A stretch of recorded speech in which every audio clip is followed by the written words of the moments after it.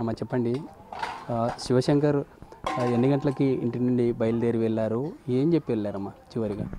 నాకేం చెప్పలేదు నాయన, నా కొడుకు నాకేం చెప్పలేదు. 6 గంటలకప్పుడు పనికి పోయి ఇంటికి నుంచి దిగకుండానే మాయా. అంతే నాకు తెలుసు.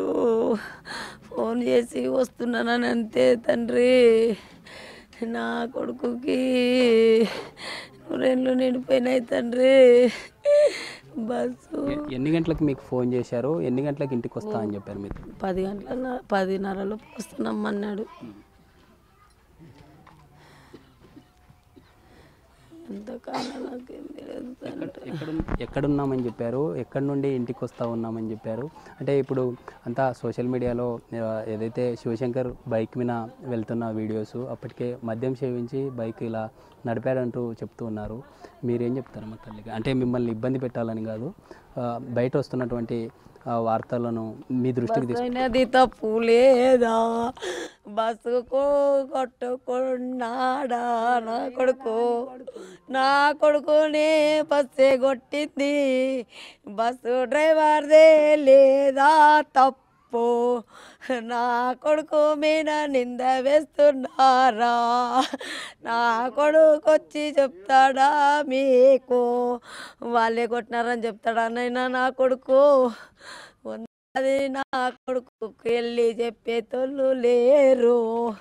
నా కొడుకుకి వెళ్ళి ఎవరు చెప్పేతోళ్ళు ఉన్నారు? నా కొడుకే వచ్చి చెప్పాలా బస్సు కొట్టిందని?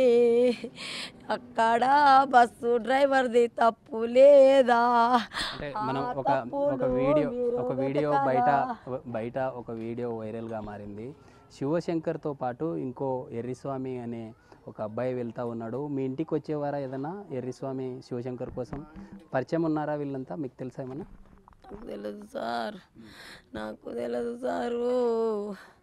ఎవరెంబడబోయినాడా కూడా ఎరక తెలియదు. నాకేం తెలియదు తండ్రి. బస్సు డ్రైవర్దే లేకుండగా నా కొడుకు గుద్దిపోయి లేడా? గుద్దినోడు నిలబడకుండగా అట్లా కొట్టుకొని పోయి 20 మంది ప్రాణాలు తీసినాడు.